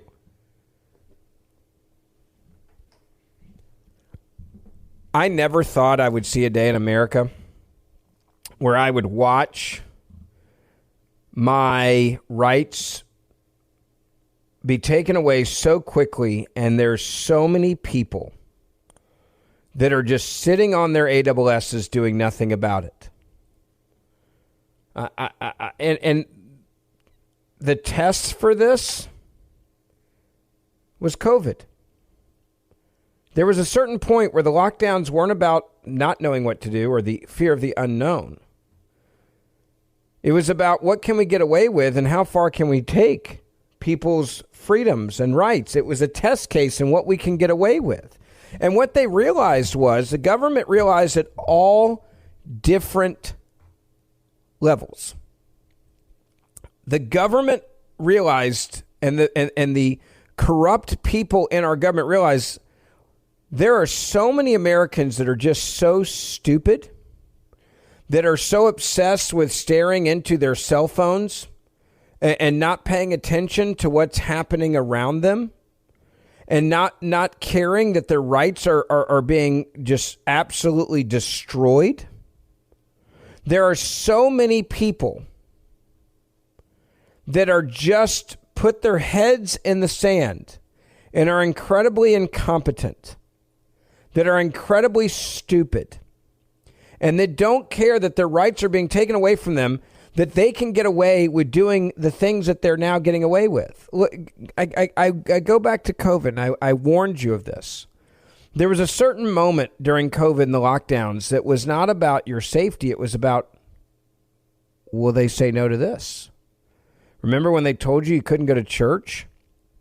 And they were like, oh my gosh, guys, we can control these people with everything. Remember when they told you, let's try this. We're going to tell people they got to shut down their businesses and go bankrupt. Oh my gosh, the people didn't even fight back when we told them that we're going to shut down their businesses and they're going to go bankrupt. This is amazing. What else can we get away with? Can we tell them that their kids can't get an education? Guys, we just told people that they could no longer educate their children in school, and they went along with it. All right, now we're going to tell people they got to stand 6 feet apart from one another. Let's see if that works. Oh my gosh, they'll do that too. They'll stand 6 feet apart. Then we'll tell them they can't eat out at restaurants, and let's see if we can get away with that. Oh my gosh, we got away with that too. Then we'll tell people that they can't even sit with their family members that they don't live in the same household while they're out eating at 30% occupancy in a restaurant where they must put their mask on in between sips, in between bites, and they'll do that too. What they figured out was that the American people right now, we live in such in a world where so many people are so selfish that they're willing to just stare at their phone and be hypnotized by technology and just saying, okay, I mean, hey, I've got my phone. I've got Instagram. I've got Facebook. I've got Twitter. I'm on my phone. I'm not talking to people anymore. I'm not having conversations with one another.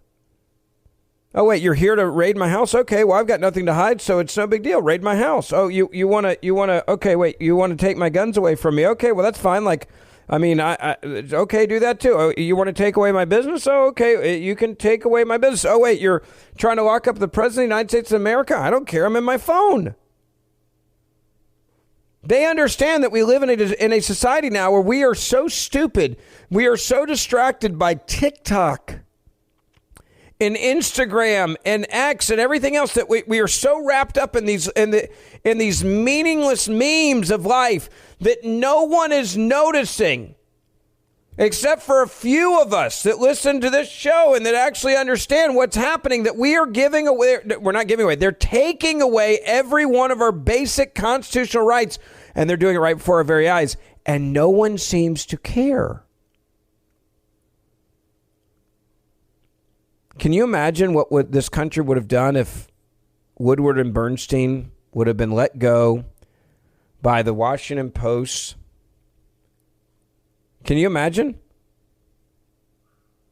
Can you imagine if they would have been fired and their files would have been seized, or when the Pentagon Papers were going down, if the files would have been seized and the sources would have been exposed? Can you imagine what would have happened if we had a deep state that would have turned... I will go back to something else that's interesting that was mentioned recently. Like, there's real evidence and questions that should be asked about what our government did getting rid of JFK. And there was like a lot of evidence that came out not that long ago. And no one seemed to care that it seems that the government may have been involved in his assassination. Like, where are the big articles being written on that? Where's the big investigations in that? Like, RFK, I'll give him credit. Like, he's brought that up. He's a conspiracy theorist guy in general. But when you look at some of those issues, you're like, what? Like, are we just going to sit here with our heads in the sand until we wake up one day and we don't own our houses anymore? There's no such thing as property rights. There's no such thing as constitutional rights. There's no such thing as the Second Amendment anymore. There's no such thing as the First Amendment anymore. There's no such thing as journalism anymore. Like, are we going to wake up one day and witness and what will that moment be? Like, where we can lock up anybody for any reason, we can bankrupt them, the government can come in and, quote, nudge you in a certain direction, and all this happens and everybody's fine with it. Because apparently that's now where we are. And it's happening at the highest levels in front of us, and there doesn't seem to be genuine and real, authentic outrage. And not only are they doing it, they're doing it with videos at the White House. Kamala Harris, celebrating the ATF rule of forcing background checks, right? She says, and guess what? The assault weapons ban is next. Like, we're not done there. There's a slippery slope. We're coming after them. Background checks. And what we know is this is going to save lives. So it's an important step forward. We got more to do. We need to pass an assault weapons ban. We need red flag laws and universal background checks. But good news to report today. Take care. I love how they say it's going to save lives. You notice that's their mantra now for anything they want to do to take away your rights. Hey, you got to stand 6 feet apart. It's going to save lives. Hey, you got to get the jab. It's going to save lives. Hey, you got to shut down your business. It's going to save lives. Hey, you got to not worship God at church. You got and gather where 2 or more are together. Going to save lives. Meanwhile, we demand that you give us all your money so it can go to Ukraine and the corruption in Ukraine, because that's a war we're in favor of. Oh, and we got to turn our back on the Jews in Israel. And somehow the terrorists who killed all the innocent Jews that were caught on video, that was celebrated by the left, will defend them. Now we have congresswomen at events where they're chanting death to America. I don't know if you saw that. Was it Rashid Tlaib this week? Where they're at her event and they're chanting death to America, and she was asked about that, and she's like, oh, this is just corruption at Fox News. I don't answer Fox News' questions. When they asked me about me not condemning at my own event people chanting death to America. No, we don't talk about that. I don't answer questions of Fox News because no one else in the government seems to be asking that question. No one else in the government, or I should say in the media, let me rephrase that, is asking that question. Where's CBS News walking up to Rashid Tlaib going, hey, I gotta ask you a question. You had people that's supporting you at your event chanting death to America. Like, that's something that we might want to talk about. Nah, we don't talk about that. Why would we talk about that? Why on earth would we talk about that? There's no reason to bring that up. 1-877-381-3811. Ben Ferguson with you. Make sure you grab my podcast to do every day. You can send me your comments on X, Ben Ferguson Show, on Instagram. If you're on Instagram, follow me. Ben Ferguson Podcast on Instagram. We'll be right back. Mark Levin.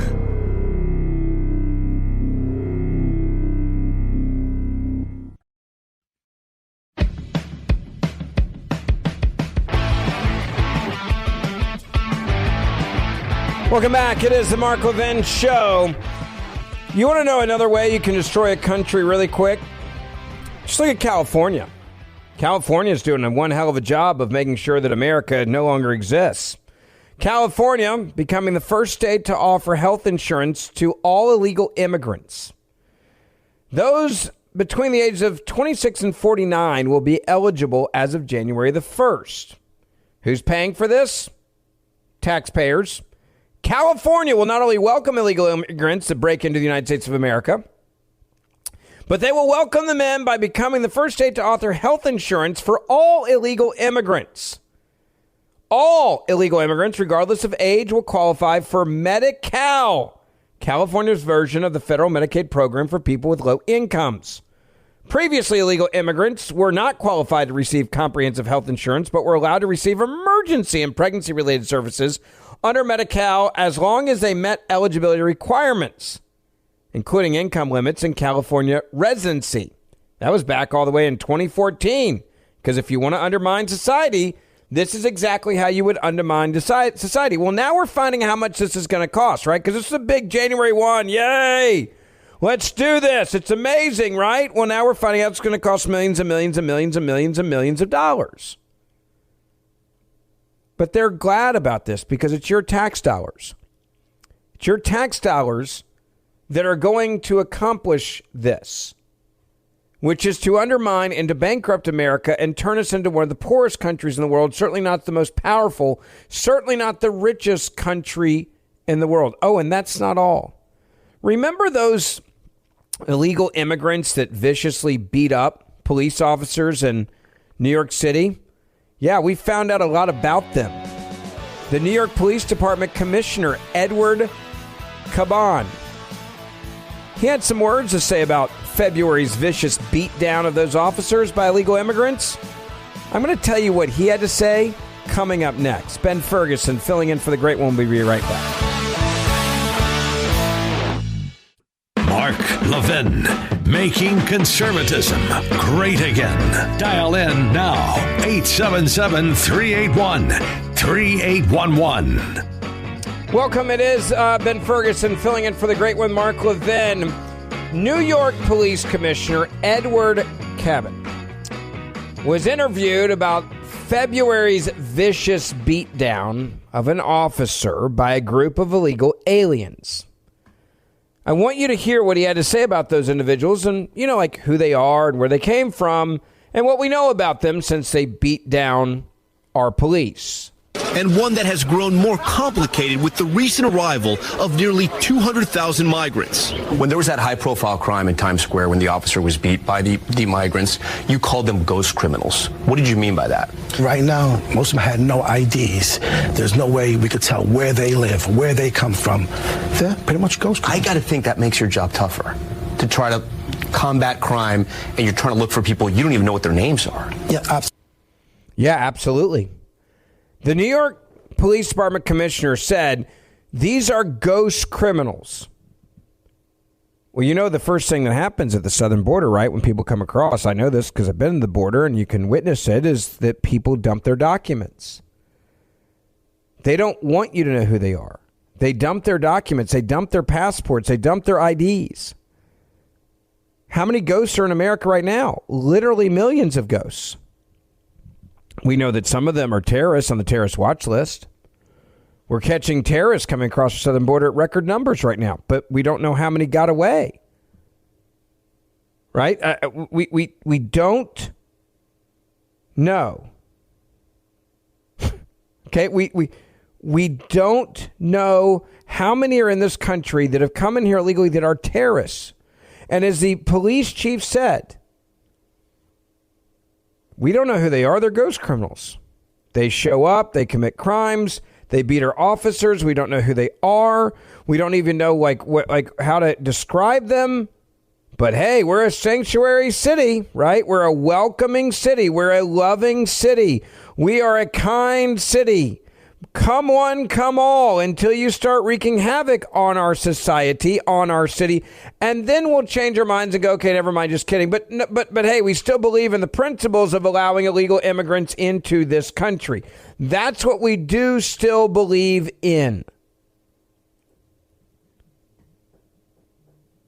Illegal immigrants are overtaking this country, whether it's California and offering health insurance to all the undocumented immigrants, whether it's the New York Police Commissioner saying we pretty much have ghost criminals. We have ghosts, like ghost criminals around us, ghosts. Donald Trump, by the way, also saying this about the benefits that we're now giving out to illegal immigrants. He said they're trying to kill, the Democrats trying to kill Social Security and Medicare by allowing the invasion of migrants. He says, I won't do that. This is why I believe that so many Americans are going to vote for him this time.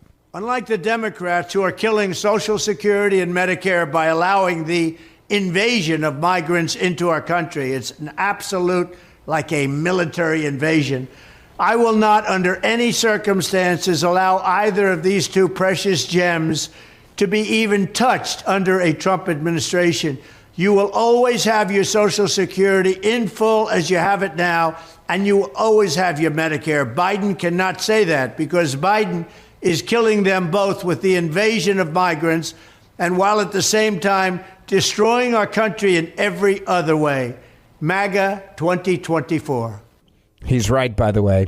When you talk about destroying our country, not only do we have a corrupt government that's going after journalists and taking their files and spying on us and setting people up for entrapment, but now we also know how you destroy America is destroy the middle class. This is how you get people dependent on the government, right? This is how you get socialism and communism to just appear out of nowhere. Socialists and communists never have the power to do what they do unless the people are weak. Okay, when the people are weak, the government is strong.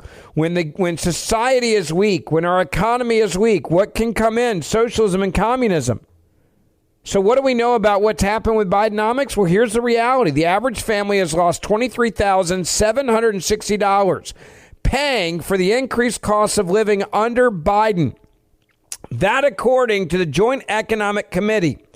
Do you want to know how, when you break it down, how bad it is? The average family now under Bidenomics is paying $4,170 more on energy, $3,206 more on food, almost $4,000 more on shelter, and $8,455 more on transportation. That is Bidenomics now, coming from the Joint Economic Committee. So yes, your buying power with inflation has skyrocketed. That means you are weaker. And when you are weaker, what does that mean? What does it mean? It means they have more power. Crooked Joe Biden has more power. Trump talking about that today as well. It's just out that crooked Joe Biden, the worst and most corrupt president in the history of the United States by far, is leading the weaponization of government against his political opponent, me. Crooked Joe is a threat to democracy. We cannot let him continue in office. All of this weaponization and lawfare that you're watching, all of these lawsuits against me, they're all started by the DOJ, the FBI, all of the people in government, even the state cases and the city cases. They're being run by the DOJ. They put their people in there, and they're being run by the DOJ. We have to stop weaponization. There's never been anything like it in the history of our country. It's happened before, but only in third world countries. And we're becoming a third world country between our borders and all of the other things that are so bad, so bad. But we have to stop the weaponization, and we have to stop it now. The best way to stop it is November 5th. We're going to beat them like a drum. Thank you very much. Donald Trump putting out the message, and he's right. Joe Biden, the deep state, is coming after him. And why are they coming after them? They're coming after him because he's a threat to their power. That's what this is about. A reporter today asked the White House press secretary, like, hey, when are you guys going to be honest about inflation?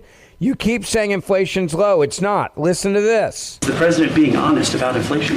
The president has said what he said what he saw when he took office. The pandemic was happening, right? It disrupted the supply chain. You know what happens when the supply chain is disrupted. You know what that leads to. And so that's what he was. That's what he's doing. right? So the president knows what he saw. Reporter, is Biden being honest about inflation? Jean-Pierre, Biden said what he saw when he took office. Do you know what he actually saw when he took office? Because we have data. We can go back and plug in a date and find a price. It's pretty simple. When Biden took office, okay, this was it. When we were dealing with COVID, inflation was at 1.4%. Gas was $2.39 a gallon.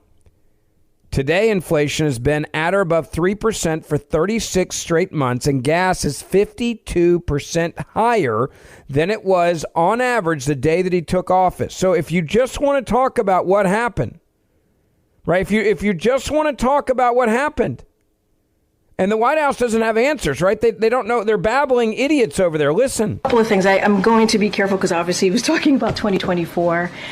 I mean, look. Actually, he was talking about the 20th century, as I recall. Mm-hmm. I love that. Joe Biden, by the way, talking about the 20th century. I don't know if you guys saw that, but he got the century wrong. And so she's asked about that. He's like, well, he's actually talking about 2024. No, he wasn't. No, he was not. And the White House also lying to you about border security because they don't want a secure border. They want a wide open border. This has been done to undermine America, full stop. White House press secretary asking about that. Like, hey, you guys have the ability to change things with executive actions, right?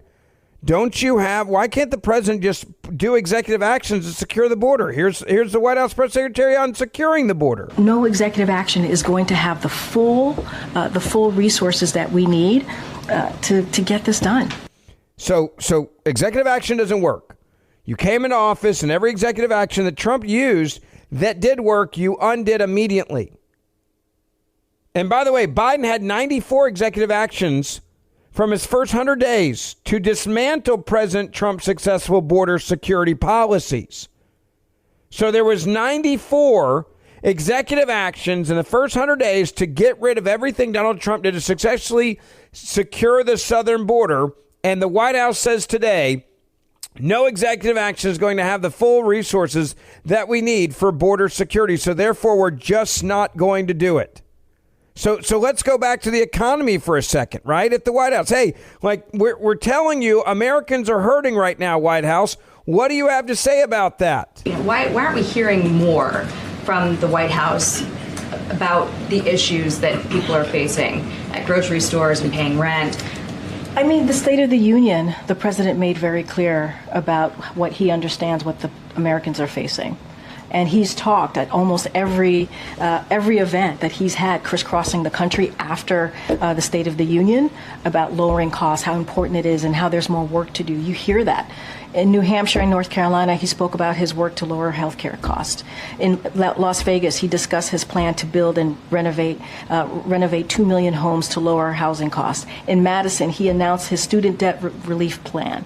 He also spoke with Senator Sanders just last week about his progress lowering costs for prescription drugs and inhalers. This week, he spoke about plans to lower costs for child care, home health care, elder care. He talks about lowering costs almost every event. I just laid out the events that he did in March and in early April about how he's making sure that the number one economic concerns that Americans have are lowering costs. There it is, right? It's all talk. It's no action. Overall prices in this country up by 19.4% since Biden took office. 19.4% overall prices are up. The average American family has lost $20,000.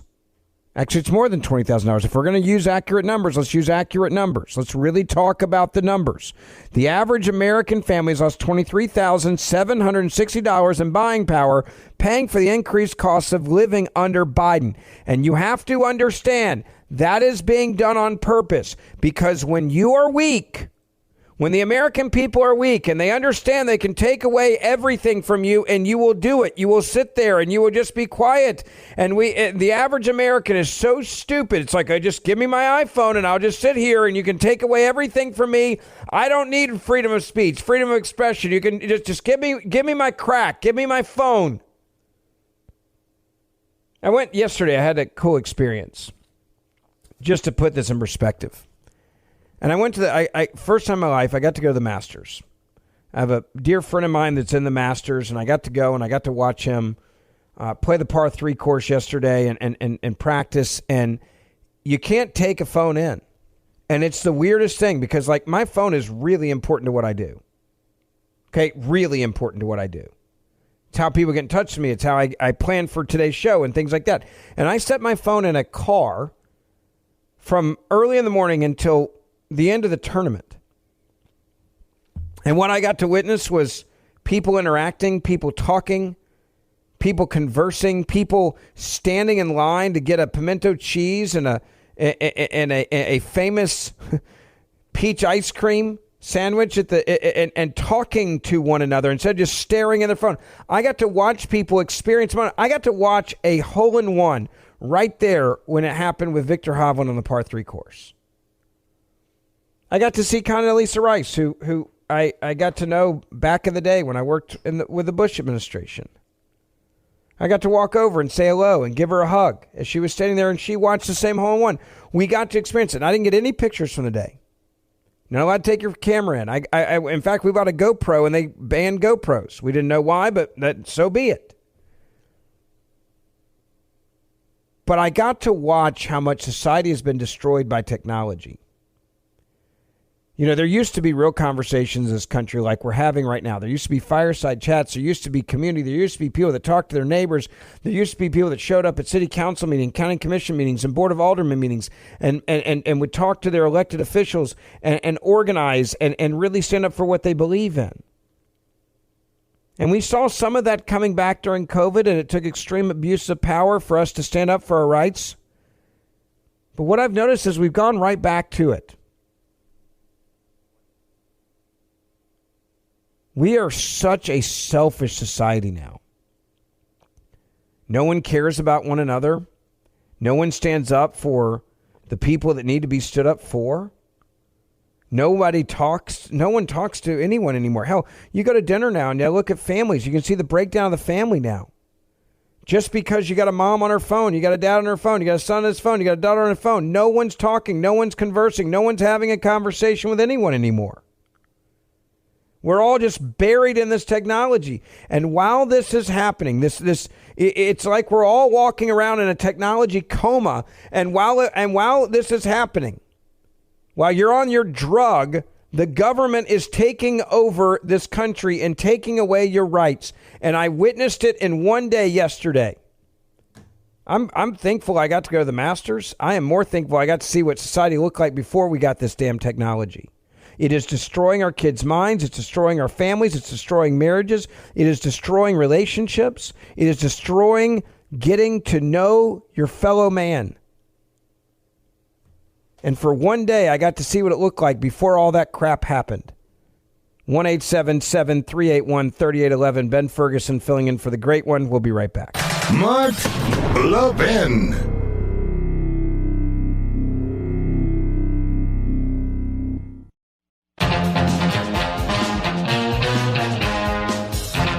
Welcome back. Ben Ferguson filling in for the great one, Mark Levin. Good to be with you tonight. Let me also say as I wrap up things here, you guys are amazing. You guys are patriots. Thank you for being involved. You heard what I just said a moment ago about the no cell phones, no technology, and people talking and chatting. And I was so blessed to get to go to the Masters, but to see an event where no one was allowed to have their phone was unbelievable. And you realize how much it was a moment. I've got 3 boys, and I try to live in the moment. But this thing, I'm telling you, it's cancer in our hands. This phone is destroying our society. It is destroying our faith in humanity. It is destroying relationships. And I see it everywhere, and I'm guilty of it. But take this warning. We are going to lose our kids. We're going to lose our families. We're going to lose our country because we're all so selfish and obsessed with what's on these phones. We're going to lose society. We're going to lose humanity. We're going to lose compassion. And while we're all distracted right now, what's happening is everybody else, that is wanting to change this country fundamentally into something we can't even imagine is getting free rein because we're not watching and paying enough attention to it. God bless all you guys. I love to keep up with you. I do a podcast, Ben Ferguson Podcast. Download it. It's free. I do it every day. I co-host a podcast with Senator Ted Cruz. We keep you updated on what's going on in Washington. Follow me on Facebook, on Instagram, on Twitter, Ben Ferguson Show, Instagram, Ben Ferguson Podcast. God bless you all. See you back here again real soon.